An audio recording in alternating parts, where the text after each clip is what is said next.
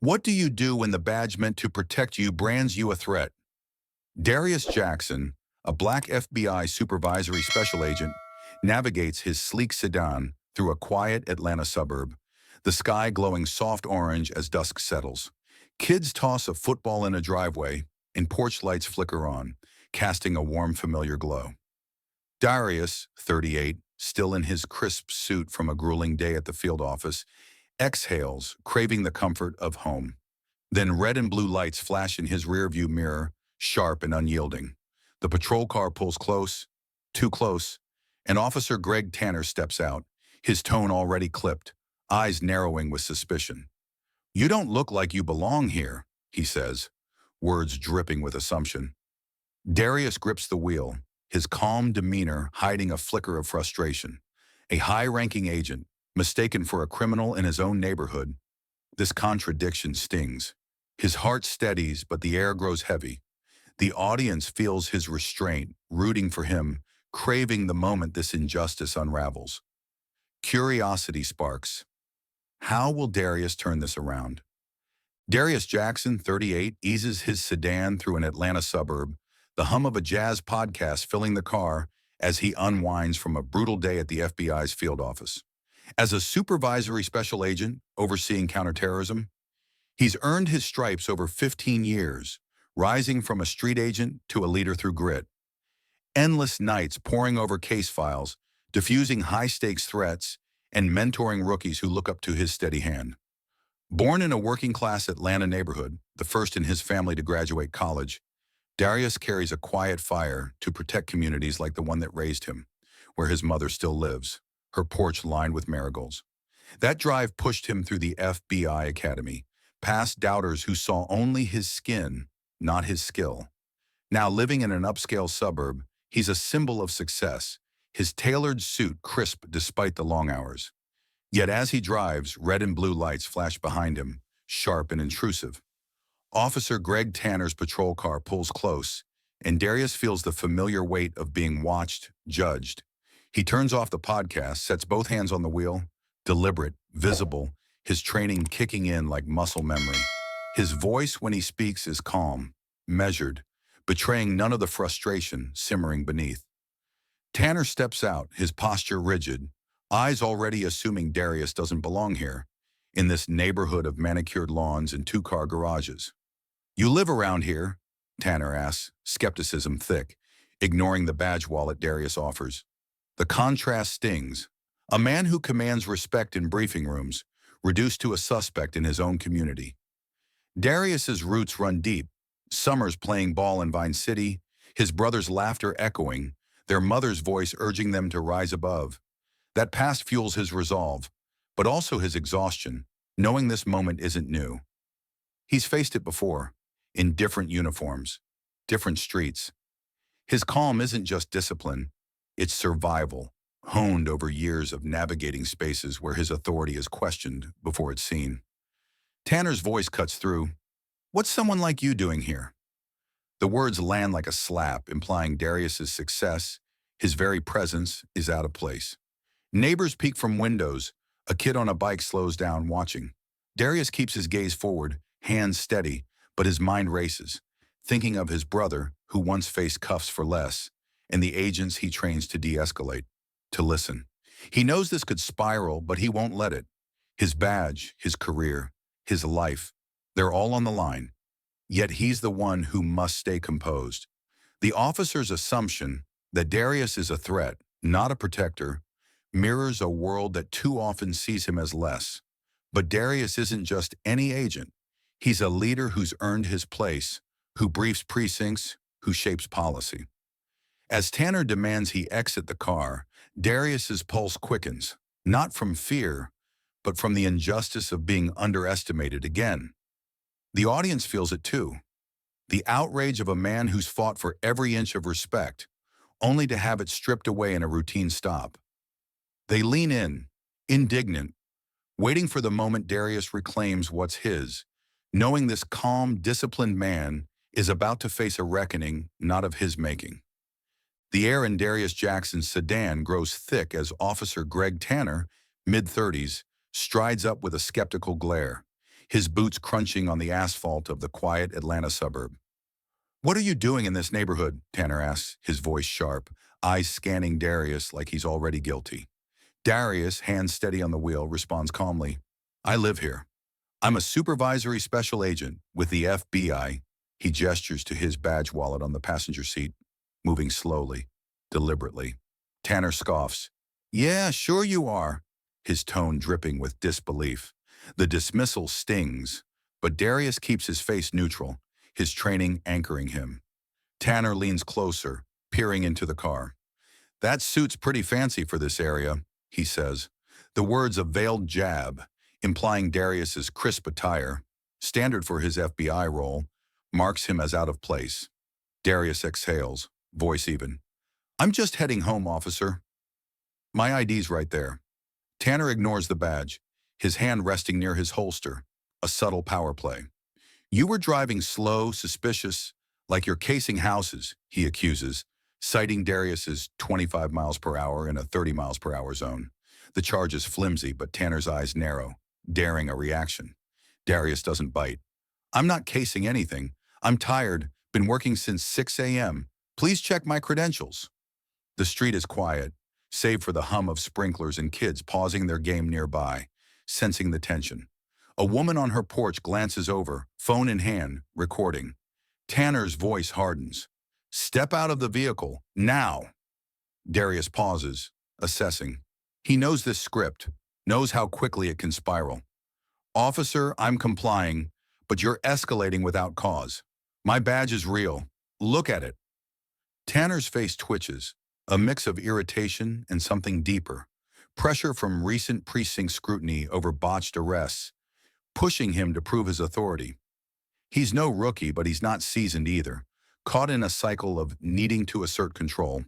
"I don't need your lecture," he snaps. "Out, or I'll make you." Darius unbuckles slowly, hands visible, and steps out, standing tall at 6 feet, his suit unruffled. Neighbors gather, a man walking his dog stops, another phone camera glints. Tanner's microaggressions pile up. "You think that badge means something? I've seen fakes before." Darius locks eyes with him, voice low. "It's not fake. You're making a mistake." The words are measured, but they cut, challenging Tanner's ego. The officer's cheeks flush. He's used to deference, not defiance, even if it's calm. "Turn around," Tanner orders, pulling out cuffs. Darius's pulse quickens, not from fear, but from the weight of this moment. He thinks of his brother, cuffed years ago for looking suspicious, the memory a dull ache.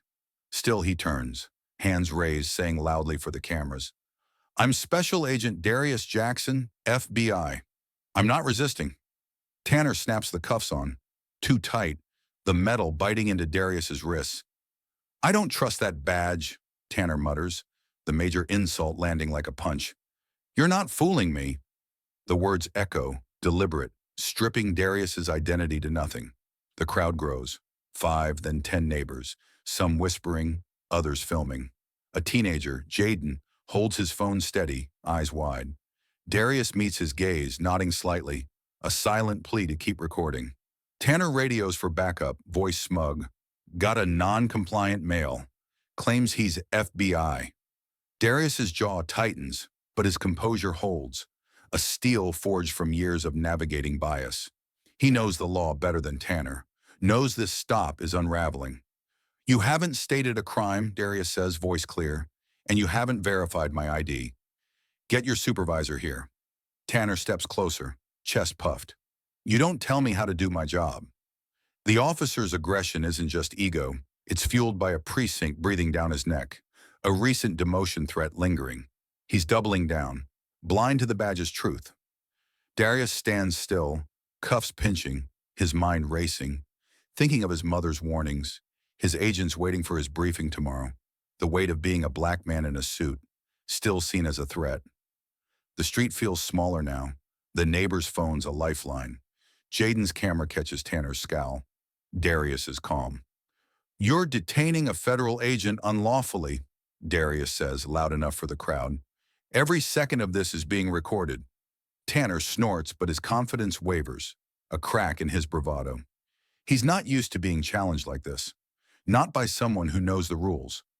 The cuffs feel heavier, not on Darius, but on Tanner's choices. A woman across the street gasps as Tanner shoves Darius lightly toward the car, not hard but enough to assert dominance. Darius doesn't flinch, his eyes locked on the horizon where streetlights flicker on. He's furious, but it's cold, controlled, a fire banked for the right moment. Tanner's radio crackles, backup's 2 minutes out. The officer smirks, thinking he's won. "You're going in my cruiser until we sort this out," he says, leaning close.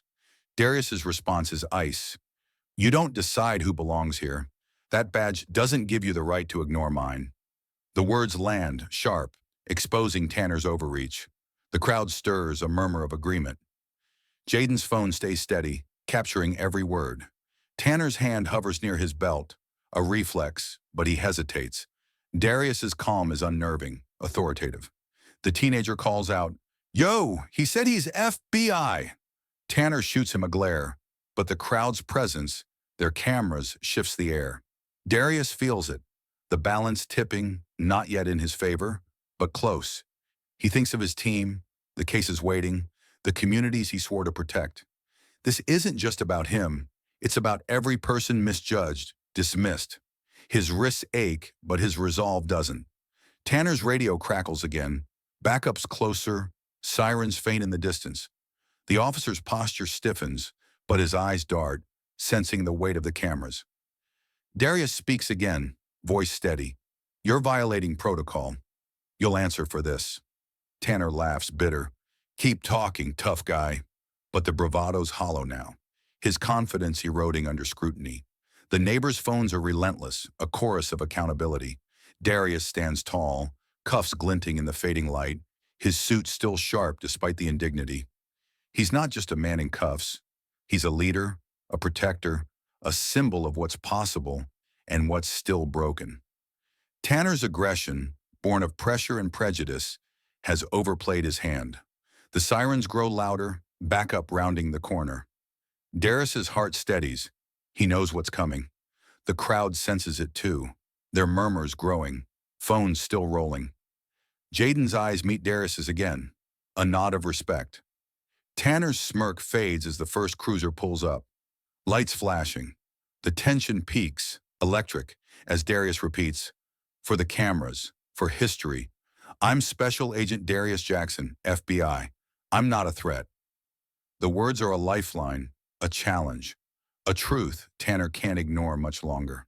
The audience feels the injustice burning, their anger fueled by Tanner's arrogance. Darius's restraint a beacon of strength. They lean in, hearts pounding, waiting for the moment this power play collapses, craving the reversal that's seconds away. The Atlanta suburb hums with tension as a second cruiser pulls up, its lights slicing through the dusk. Sergeant Maria Chen, mid-40s, steps out, her sharp eyes scanning the scene. Darius Jackson, cuffed, standing tall beside his sedan. Officer Greg Tanner, chest puffed, radiating defiance. Neighbors filming, their phones glowing like fireflies. Chen's presence shifts the air. She moves with the calm authority of someone who's seen it all, her uniform crisp, her stride deliberate. She spots Darius's badge wallet on the car roof, left ignored by Tanner, and picks it up, flipping it open. Her brow furrows as she reads, "Supervisory Special Agent Darius Jackson, FBI Atlanta." She freezes, recognizing him from a counterterrorism briefing he gave her precinct months ago, his voice steady, commanding respect. "You cuffed a federal supervisor?" she asked Tanner, her tone low but cutting. Tanner's bravado cracks, his mouth opening, then closing, words failing. "He was non-compliant," he stammers, but the excuse sounds hollow, childish.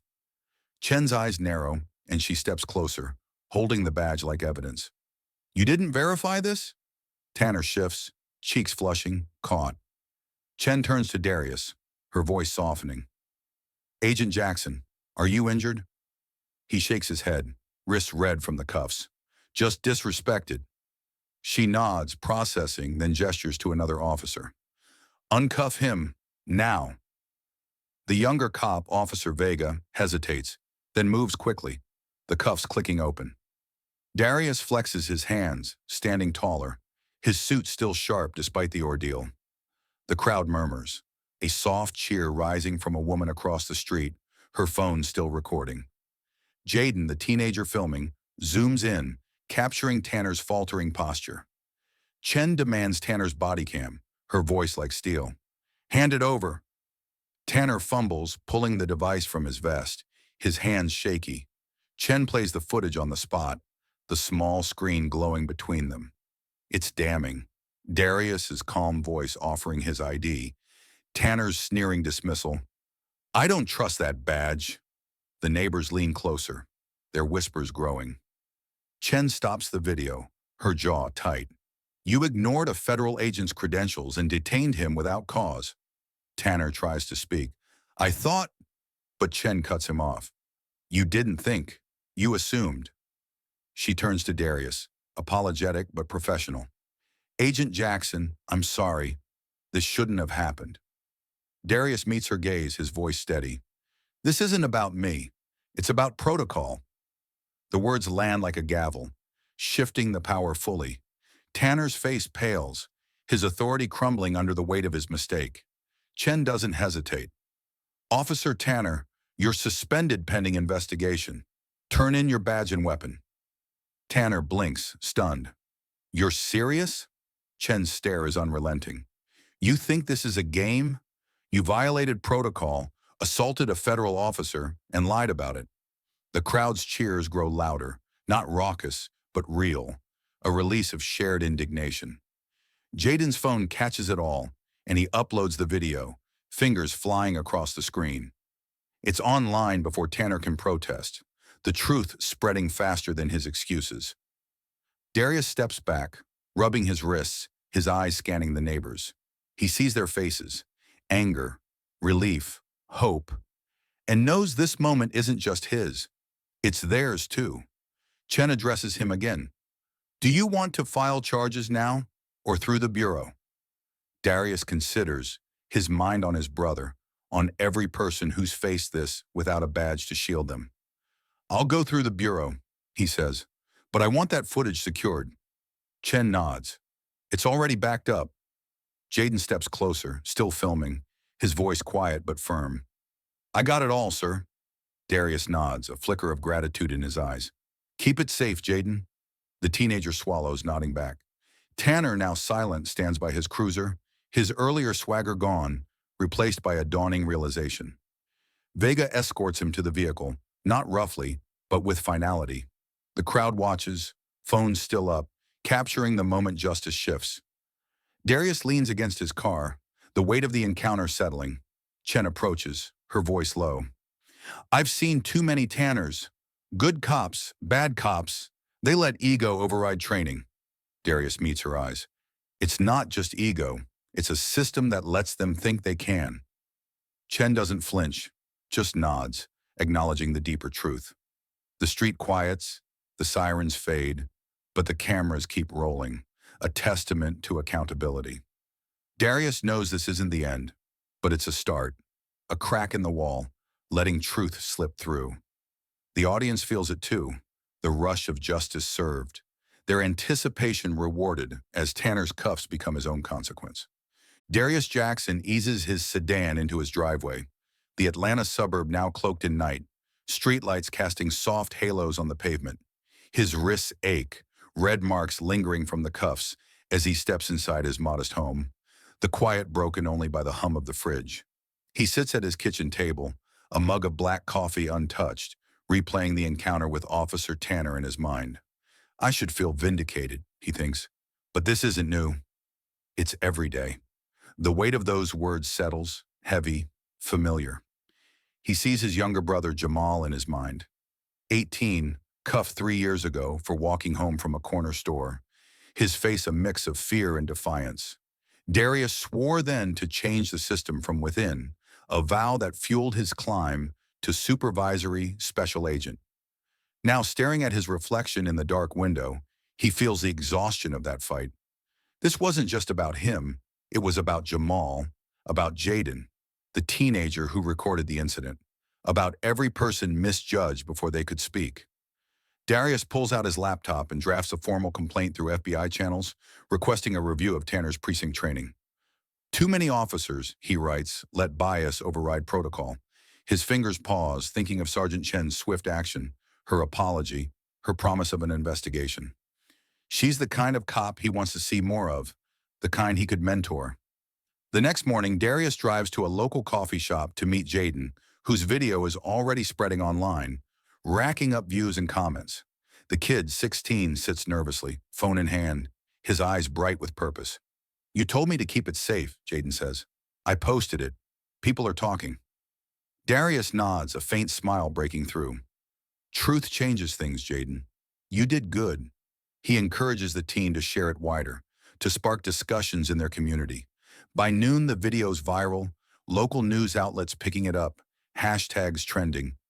Darius feels a flicker of hope, but it's tempered. Justice was served tonight. Tanner suspended, facing charges. But the work's just begun.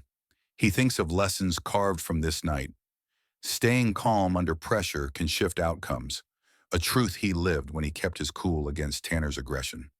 Accountability, he knows, demands evidence and action. Jaden's video, Chen's body cam, the neighbors' phones all force truth into the open.